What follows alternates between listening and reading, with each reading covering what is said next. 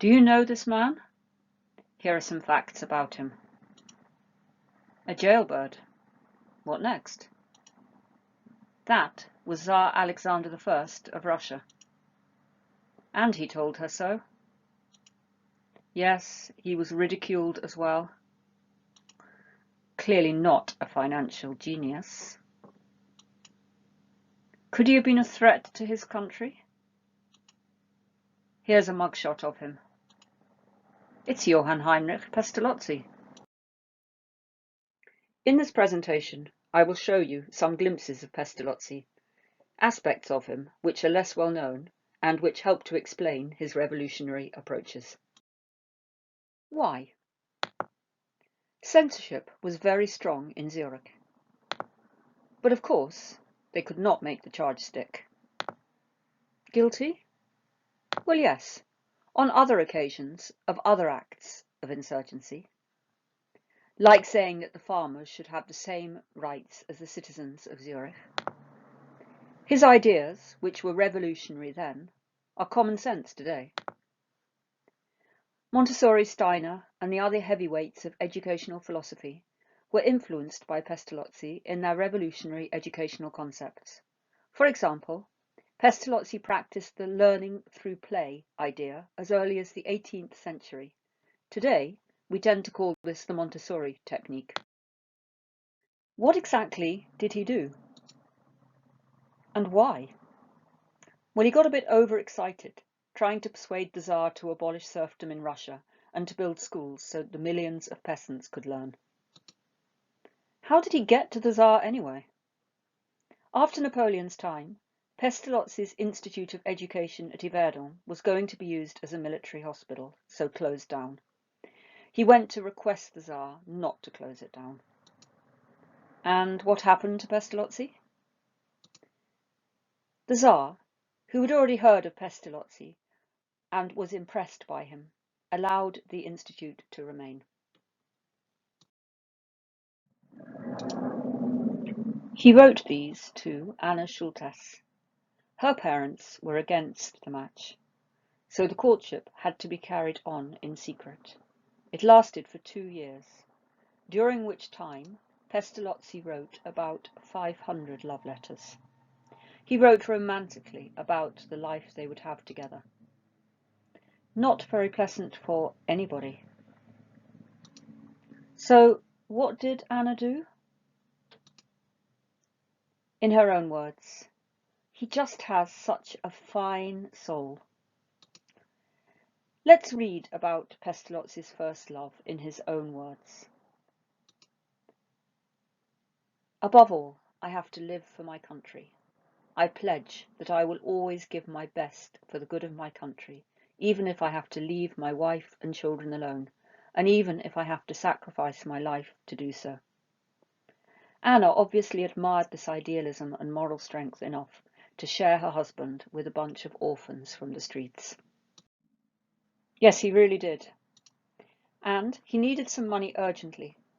So he looked around and an idea came to him. He could take the silver buckles off his shoes and use straw to keep his shoes secure. Did he get mobbed by creditors in the street? Why did he need this money so badly? Not great business sense, but Pestalozzi never did have any. His stock in trade was love, and empathy, and a determined idealism. He paid the price for this with poverty, while refusing jobs that could have made him loads of money, just because those jobs would not have helped the poor or his country. Among these offers was the one from Tsar Alexander I. The Tsar wanted Pestalozzi to be a professor in Russia, and in return wanted Pestalozzi to reform the Russian educational system. Of course, Pestalozzi said no, because Switzerland's poor needed him.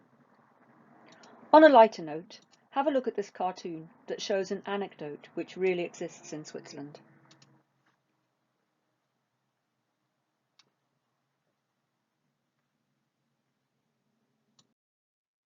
Pestalozzi was called Harry Wanderley of Toliken, which roughly translates to Harry Oddity of Thulstown. This school nickname stayed with him to the end of his life.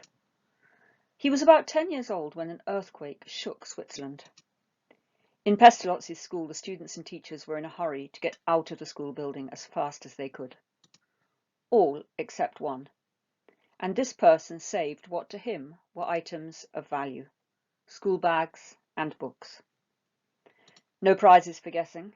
Of course, it was Harry Oddity of Foolstown, and he continued, to the end of his life, to rush into society's danger zones and save items of value. During his lifetime, many of Pestalozzi's ideas came under fire.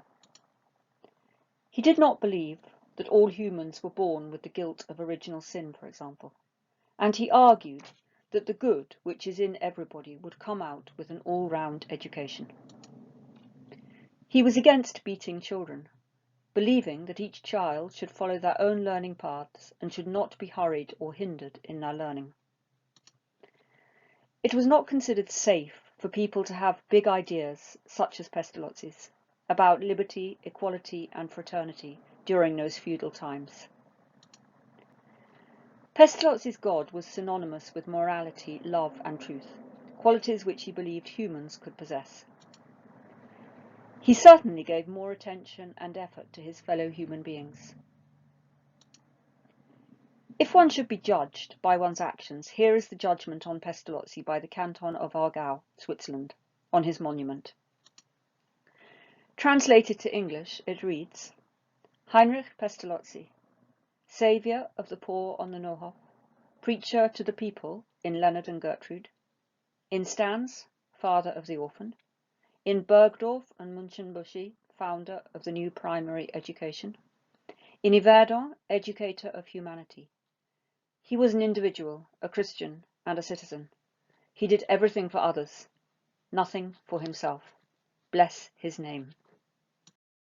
This presentation contained a few glimpses into some of the less well-known aspects of Pestalozzi's life, spirit, message, and influence.